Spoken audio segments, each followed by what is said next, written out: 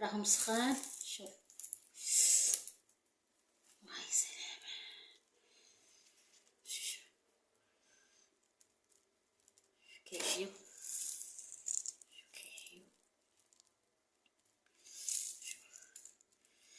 كيجيو رائعين مقرمشين. شوف سخان. شوف حشوه ما شهيتكم فيهم صراحه كيستحقوا التجربه. صباح النور والسرور، كنتمنى تكونوا بصحه جيده وبالف خير، وشكرا على اللايكات الغزاله ديالكم والتعاليق الزوينه اللي كتخليو ليا ديما فضلا منكم وليس امرا، فمن صميم القلب والفؤاد كنشكركم بزاف بزاف. اليوم بغيت نشارك معكم واحد الرغايف او واحد المسيونات ناري شحال كيجيو بنان ما تصوروش. اللي داقهم كيحمق عليهم وكيقول لكم والو، عطيوني الوصفه نديروهم ونجربوهم عندنا في الدار. انا نقول لكم شنو نحتاجو بساط وما كيدومونديوش لا الوقت بزاف لا كي كيقولوا لا الفلوس بزاف لا حتى شي حاجه، وكيجيو رائعين. هنا عندي طحين ديال الفينو، زلافه مع مراش، اي نص زلافه وزايده شويه كي كتشوفوا على هذا الشكل هذا ديال نص زلافه. انا نعطيكم مقادير اكزاكت وانتم تقدروا تضاعفوا الكميه، اما بالنسبه لي انا وراجلي فما هنديرش بزاف، ولكن نتوما تقدروا تضاعفوا الكميه. المهم هنا على هذا الشكل هذا بسم الله،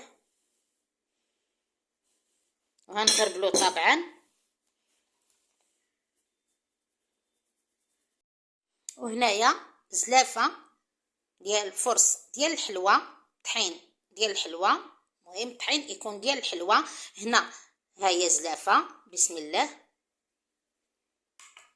وكنزيدو زلافه الثانيه، اي كنحتاجو 2 زلايف ديال طحين ديال الحلوى، 2 زلايف ديال الطحين ديال الحلوى، وديك نص زلافه وزيده شويه كي وريتكم ديال الفينو. صافي دابا كندوزو نغربلو طبعا حتى هاد الطحين ديالنا وصافي. ها هو الطحين ديالنا. وسمحوا لي على الصداع د الماكينه، راه ما بغيتش نحيد انا الصوت ونبقى نهضر في المونتاج، فقلت نهضر ديريكتومون هكا.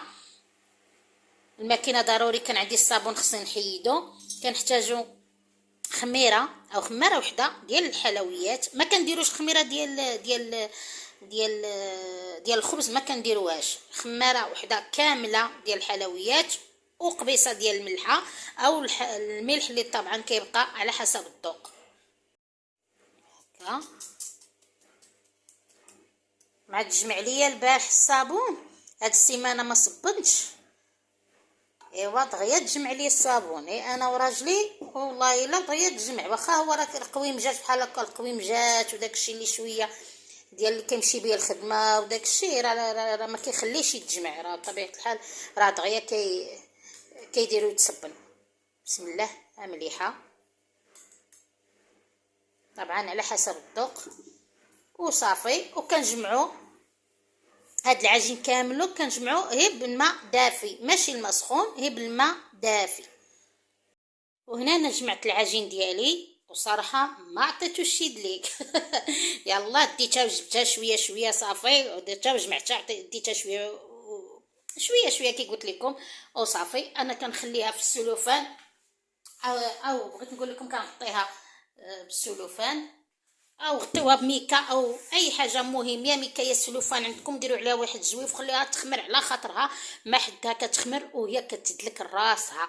العجين ما حدها كتخمر وهي كتدلك راسها. نتوما شفتوا العجينه، هانتوما شفتوا كي دايره، تجي على هذا الشكل هذا، هانتوما كتجي رائعه. هانتوما عطيوها الخاطر، يكون اللي كيكون الخاطر راه كيكون كل شيء. اول حاجه الواحد ينوض في الصباح دا ياخذ الفطور ديالو، يفطر ويدخل الكوزينه على خاطرو، حيت هي راه كتبغي الخاطر، واخا راه ما فيهاش الوقت بزاف، ولكن اي حاجه كنديروها بالخاطر راه كتطلع غزاله وكتطلع زوينه. والمهم واحد اللي يكون عنده الوقت يا يصاوبها في الصباح يا يصاوبها في العشيه مورا الغدا، الكاسكروط هكا والعائله وداك الشيء راه كيجي رائع او كتجي كيجيو رغيفات او مسمنات رائعين. المهم هنايا انا صافي نغطيها بالسلوفان. صافي انا هنايا راه غطيتها بالسلوفان. نتوما غطوها بميكا اللي عندكم، السلوفان ميكا اللي عندكم. هنايا درت لها الدريره وغنساها، غنخليها هنا تخمر على خاطرها، ما نديهاش فيها هاد الساعه، غنخليها وغنمشي الصابون اللي عندي نشرو في السطح وغنطيب الغديوه ديالي. شنو غندير للغدا واللي نطيب ونسالي ونجمع كوزينتي ونجمع الدويره، عاد نجي لهاد الرغايف هادو او هاد المسمنات. ولكن قبل من هذا الشيء انا هنوريكم المقادير اللي هنحتاجو للمسمنات او العماره او الحشوه ديالنا، الغزاله البنينه لهاد المسمنات اللي كيجيو رائعين. هنايا هندوز نوريكم الحشوه ديالنا البنينه اللي كتجي غزاله. كي كنقول لكم ديما كل واحد كيمشي على قدر جيبو، على قدر المستطاع ديالو. وانا اللي عندي في الكوزينه راني خدمت به. انا نوريكم هي الطريقه ديالي، وتبارك الله عليكم كلكم الطريقه ديالكم غزاله وبنينه وكتجي فنه، والطرق مختلفه. كي كنقول لكم ديما النتيجه واحده، كلشي كيجي طياب وبنين وغزال. انا بالنسبه ليا اللي عندي في الدار كنديرو، وكندير هادو اللي مجرباهم كيجيو رائعين، هما اللي هنشاركهم معكم. هنايا انا عندي صدر ديال الدجاج. انا الدجاجه شريتها يلاه البارح، فقسمتها. ما نكذبش عليكم، قسمت على 8 لان الاخر الشهر مازال بعيد والخلصه مازال بعيده ومازال فين كفر الاخر ديال الشهر. طبيعه الحال الانسان يمشي على قدو. المهم كي كنقول لكم ديما كنمشيو على قد المستطاع ديالنا. الصدر ديال الدجاج خديت هاد الصدير ديال الدجاج اللي كتشوفوا، هذا طريفه ديال الصدير ديال الدجاج اللي كان زعما مع الدجاجه. انا حيدته من الدجاجه خليته هكا ابار، حيت ناويه ندير رغيفات بهم ان شاء الله الرحمن الرحيم. داكشي اللي قلت، داكشي علاش خليتها الطبيصل. كنحتاجو 4 ديال البصيلات هكا صغيورين. الزيتون، انا الزيتون ما عنديش مقطع، عندكم المقطع استعملوه. انا ما عنديش مقطع، ولكن هنقطعو، ما هنقطعوش بيدي، هنقطعو في الهاشوار. المهم انا هنوريكم 4 ديال البصيلات على هذا الشكل هذا. عندكم بصله جوج بصلات كبار ديروهم، انا ما عنديش جوج بصلات كبار، عندي هي هاد البصيلات هكا، فخديت جوج صغار على هذا الشكل هذا. الزيتون، القزبور معدنوس، ها هو تقريبا قولوا شي 2 معالق كبار مزيانين ديال قزبر معدنوس. فرميجات هكا 4 ديال الفرماجات. وهنا بلا ما عاد ندير العطريه في التبصيل، بغيت نوريها لكم هي نيشان هكا مع الزبره راكم عارفين.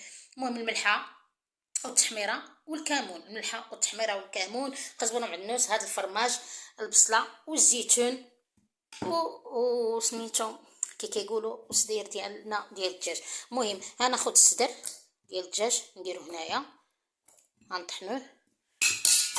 نتوما بغيتو ديروا اي حشوه بغيتو ديروها، تقدروا ديروا ديال لادانت، تقدروا ديروا الصدر ديال لادانت، تقدروا ديروا الكفته، حتى هي الكفته ديال اللحم تجي رائعه. اللي عندكم ديروه. انا كنوريكم هي الطريقه ديالي او الحشوه اللي كندير في هاد الرغايف هاد. انا هندوز دابا نطحنوها.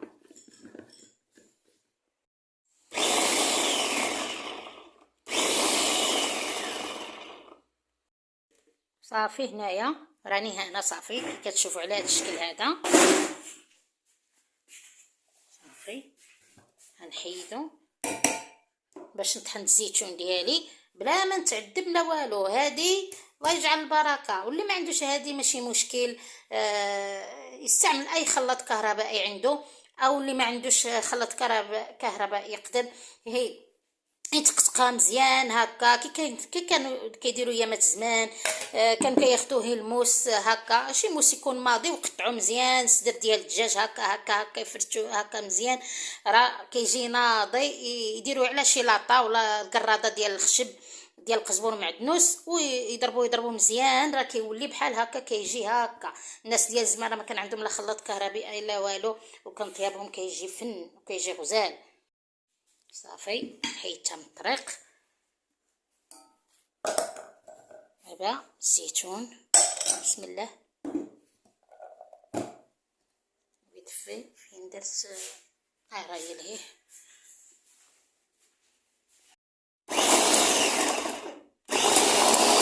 نتوما شفتوا انا حليت عليها ها هي طحنات لي هكا، ولكن انا بغيتو يزيد يكون اكثر من هكا مطحون. انا هنوريكم.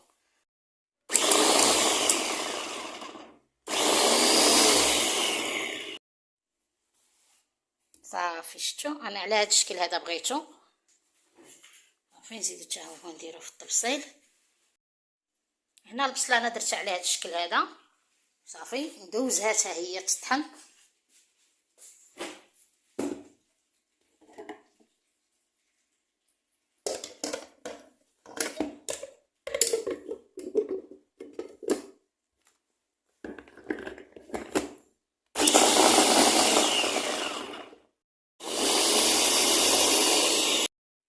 صافي البصله على هذا الشكل هذا. صافي نحيدها حتى هي. صافي انا حيدتها. صافي هادشي اللي عندنا دابا هنستعملوه.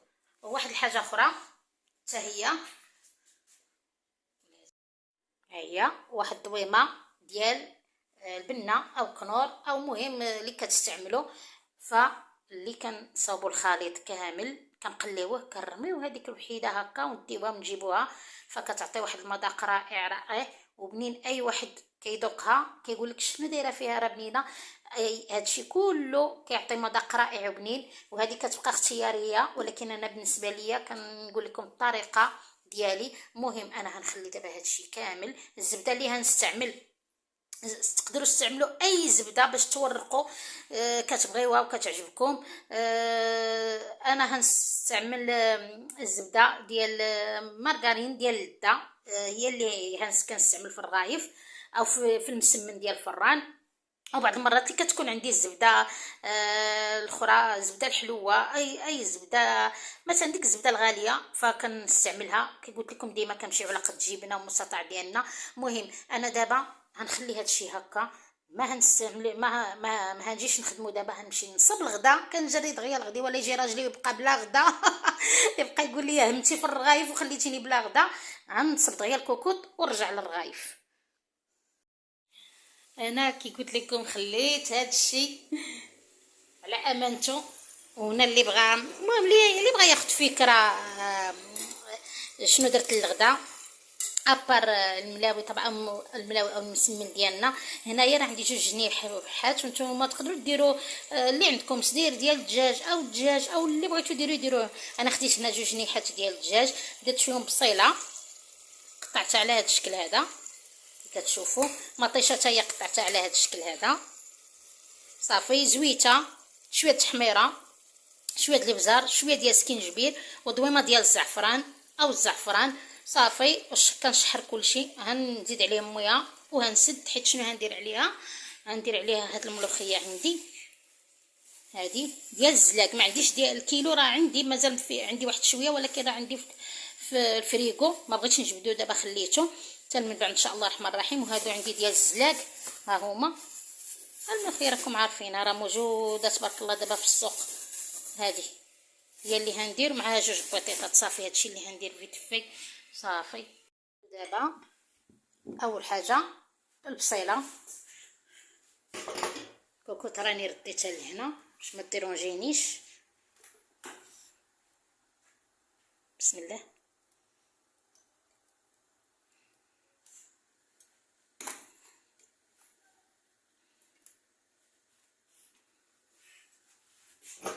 بسم الله.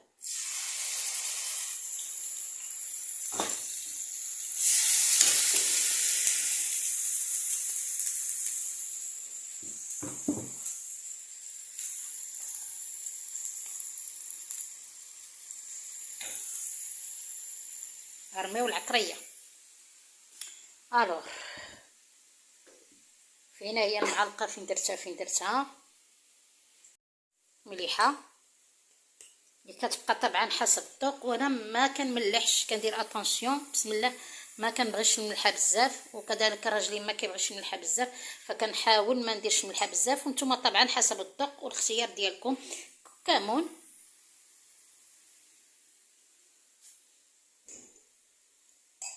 تحميره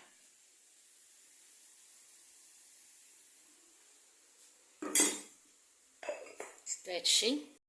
نخليو هاد البصيله مع الطريه بيتفي.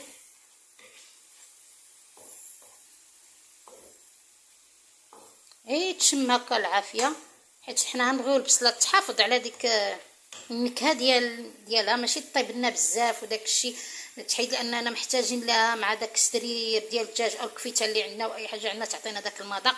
غندوز دابا، ها هو السدير ديالنا.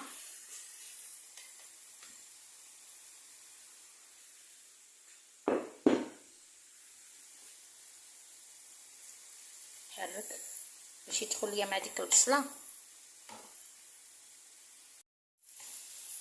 على هذا الشكل هذا راه دغيا كيهبط داك السدر الدجاج حتى هو دغيا حتى هو كيطيب، ما كيدمندش الوقت بزاف، بحالو تقريبا بحال الكفته. هي الكفته كطيح زعما دغيا الدقيقه الاولى الثانيه الكفته راه هبطات، هو تقريبا شي 5 دقائق هكا. هنا خديت معلقه كنمعك على هذا الشكل هذا باش داك الصدر ديال الدجاج يهبط. ها نتوما كي كتشوفوا، سمحوا لي على الصداع ديال الكوكوط حيت ما بغيتش نقطع الصوت. ها نتوما كي كتشوفوا هاك، شتو ها نتوما شتو كي كيهبط هاكا، نتوما هاكا نتوما خدامين. الا كانت كديرونجكم هادي، انا بعض المرات كديرونجيني فكنفضل ندير بالمعلقه على هذا الشكل هذا صافي. وهنا عاد كنضيفو الزيتون ديالنا، زوار معدنوس،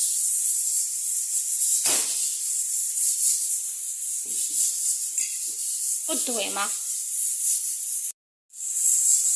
بالشكل هذا.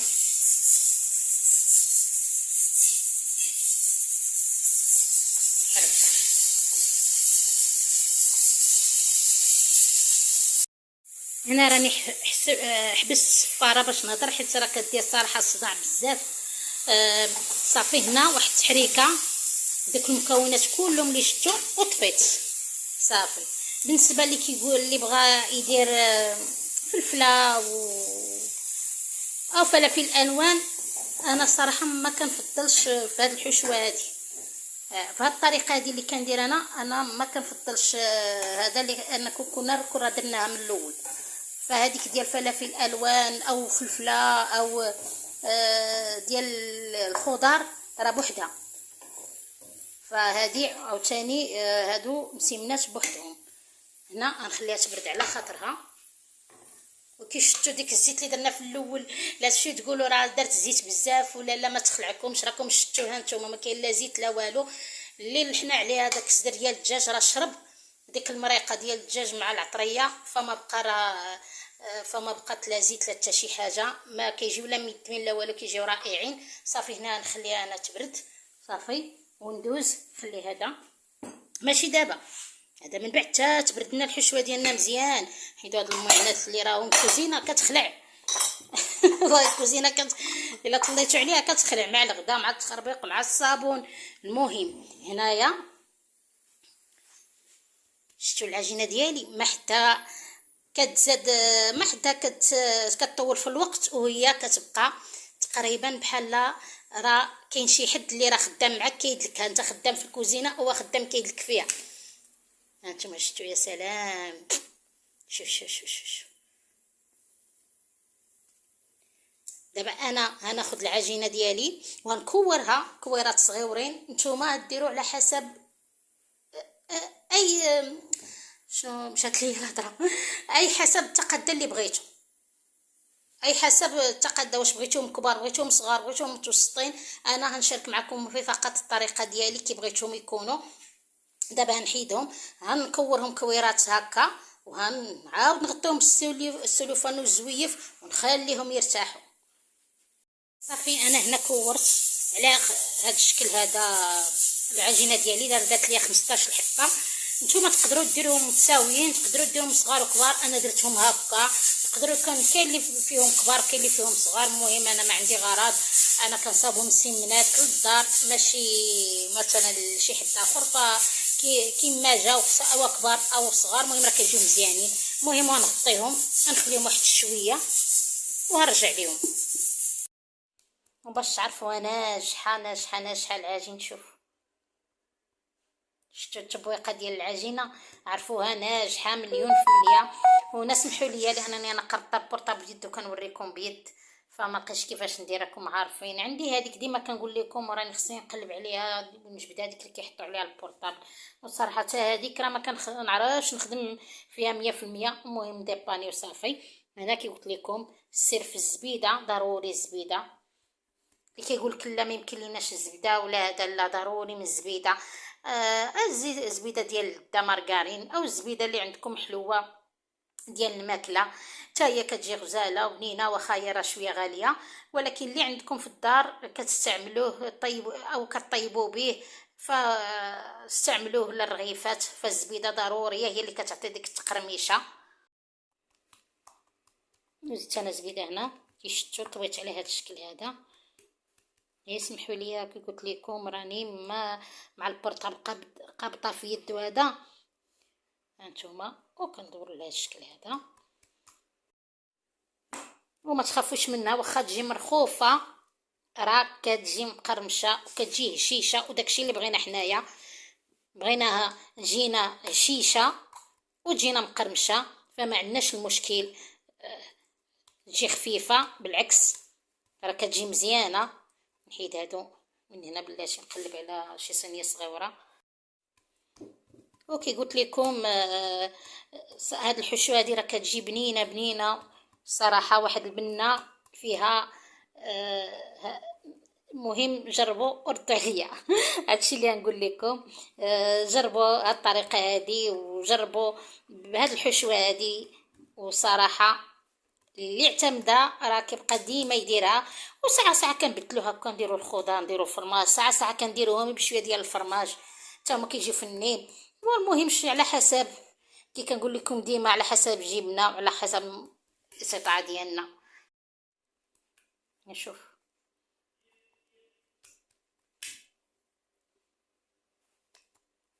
صافي، وبقات ليا هي وحده، لا بقاو ليا جوج صافي.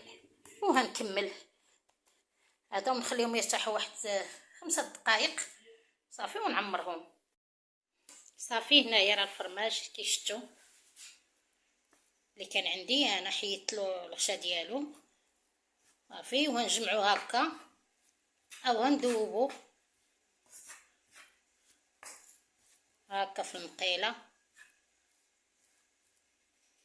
عاودتو بصراحه والله العظيم الا ما كنبغيش نحلف على الماكله، ما كنبغيش نحلف عليها، ولكن المذاق عزيز. عرفتي زيت واحد المعلقه دقت باش نشوف المذاق كي داير، روعه والله حتى روعه. عرفتي اللي كيقولوا لك المصطلح جاني على بالي، روعه بكل المقاييس. عرفتي داك الفرماج مع داك الصدر ديال الدجاج معلك هكاك مع العطريه مع كلشي، عرفتي عطاو بلا ما نقول لكم. مهم نتيجه والله العظيم الا كتستحق التجربه. جا بلا افتخار، المقله جات بنينه بزاف. نخليه يرتاح شويه العجينه ديالي وندوز نعمرها. انايا نحاول نوريكم كي غندير ليها. راني درت شي وحيدات راه هما تما. هنا انا كنفرقها، هما كنديرهم كنحسبهم، كندير هكا كنبقى نحسب بحال دابا هذا بحال دابا 15 وحده، بقيت كنفرق هكا 1 2 3، بقيت كنفرق هنا في المقله باش ماشي بعض المرات كنطرات ليا ما فرقتش وخليت وحده، بقات ليا وحده بلا حشوه بلا والو. فوليت دابا كلهم كنفرق لهم باش كنخلي لهم الحشوه ديالهم، كنجمعها على هذا الشكل هذا. ساهله في الجميع هكا هكا هكا. انا دابا حيت شاده البورطابل بيد، وهذا نحاول هي باش نوريكم. انا هنجمعها على هذا الشكل هكا مدوره. نتوما تجمعوها بجوج يدين. انايا سمحوا لي دابا حيت قرطه بورطابل بيدو كنوريكم، نتوما جمعوها بجوج يدين. والزبيده كنشدو الزبيده وندهنوها ونديروها في اللاطه صافي، وكنكورهم على هذا الشكل هذا كي وريتكم.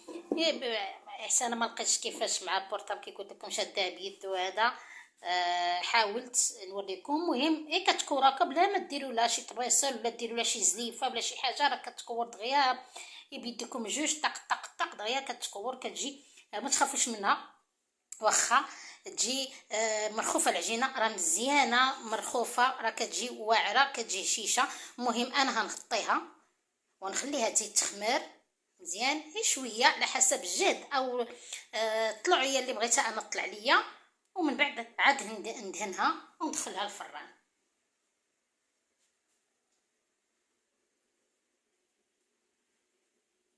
وهنا قبل ما ندخل لاطاط ديالي الفران نوريكم المريقه اللي درنا، ما تمشي فين مشاك الله ما تاكلي اللي نكتب لك.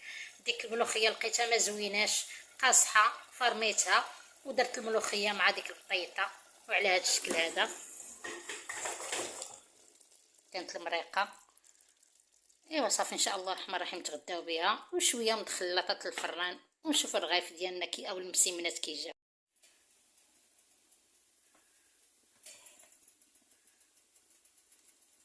حنايا يا سلام يا سلام سلم يا سلام. جبتهم يا سلام، ما نقول لكمش رائعين. وهنا كي قلت لكم من بعد ما دهناهم بصفر البيض والصوجا، نتوما دهنوهم باي حاجه بغيتو، يا زبيده يا صفر البيض ملي عندكم. انا دابا شوفوا التقرميشه، شوف سخواني الصراحه. والثانيين هما في الفران طبعا، وكي قلت لكم ضروري ما دهنهم شويه يا صفر البيض يا الصوجا يا باي حاجه، المهم واخا هي زبيده وما تخليوهمش بلاش. سلام شوف صح سخان فنين صراحه، كيجيو رائعين. شوف القميشه شوفوا الصراحه راه سخان.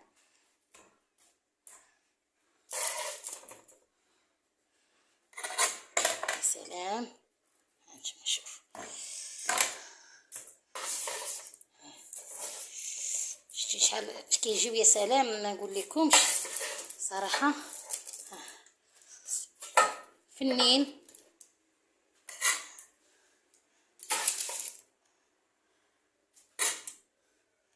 انا نديرهم هكا كنحطهم في الصينيه باش يبردوا.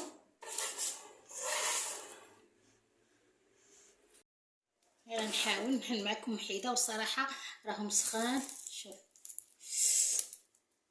الله يسلم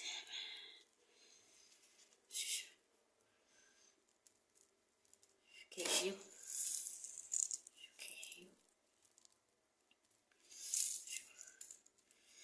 كيجيو رائعين مقرمشين. شوف سخان شوف حشوه ما شهيتكم فيهم صراحه كيستحقوا التجربه.